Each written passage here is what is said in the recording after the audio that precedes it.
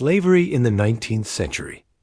Brazil and the world, the 19th century is often remembered as a time of industrial progress, political revolutions, and expanding ideas of liberty. Nations spoke of democracy, human rights, and economic development. Yet, during this same period, millions of men, women, and children remained enslaved.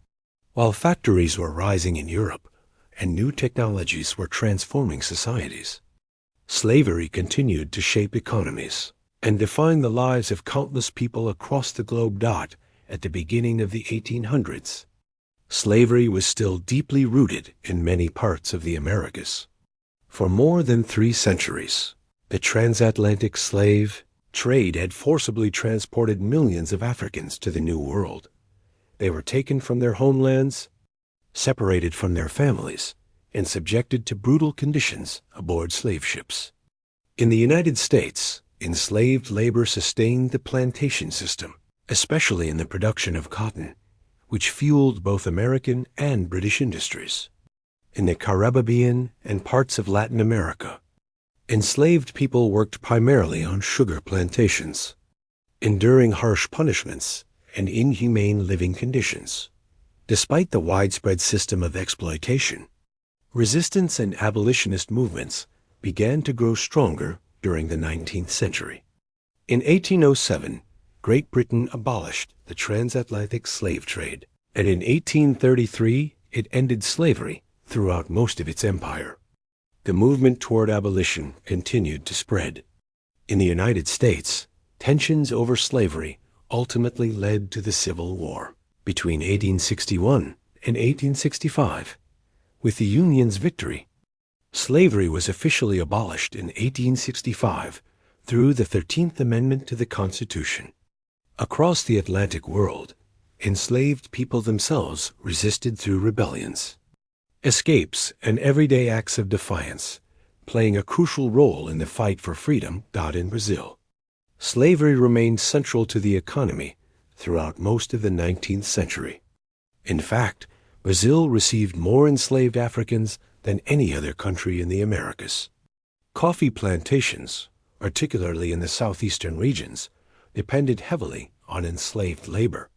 Even after international pressure increased and the transatlantic slave trade was officially banned in 1850 through the Eusebio de Quiros law, slavery itself continued within the country. Over time, gradual measures were introduced, such as the Law of the Free Womb in 1871, which declared that children born to enslaved women would be free, and the Sexagenarian Law of 1885, which granted freedom to enslaved individuals over 60 years old. However, these laws did little to change the daily reality of most enslaved people. Resistance in Brazil was constant and powerful. Enslaved individuals formed Quilombo's communities of escaped slaves, seeking autonomy and protection. Abolitionist movements grew in strength during the late 19th century, supported by journalists, intellectuals, activists, and formerly enslaved people. Finally, on May 13, 1888, Princess Isabel signed the Lei Áurea, or Golden Law, officially abolishing slavery in Brazil. Brazil became the last country in the Americas to end the institution of slavery. Although slavery was legally abolished, freedom did not bring equality. In Brazil, formerly enslaved people received no compensation, land, or government support. Many were forced into poverty and marginalization. Similar patterns emerged in other countries. In the United States, the period following emancipation saw the rise of segregation laws and racial discrimination. Scientific racism and theories of racial hierarchy gained influence in the late 19th century, reinforcing inequality even after slavery had ended. The legacy of 19th century slavery continues to shape societies today.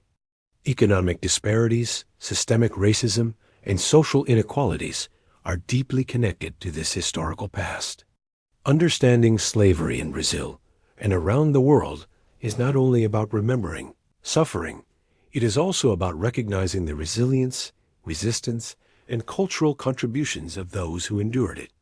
Their struggle for dignity and freedom remains a powerful reminder that progress and justice require constant effort.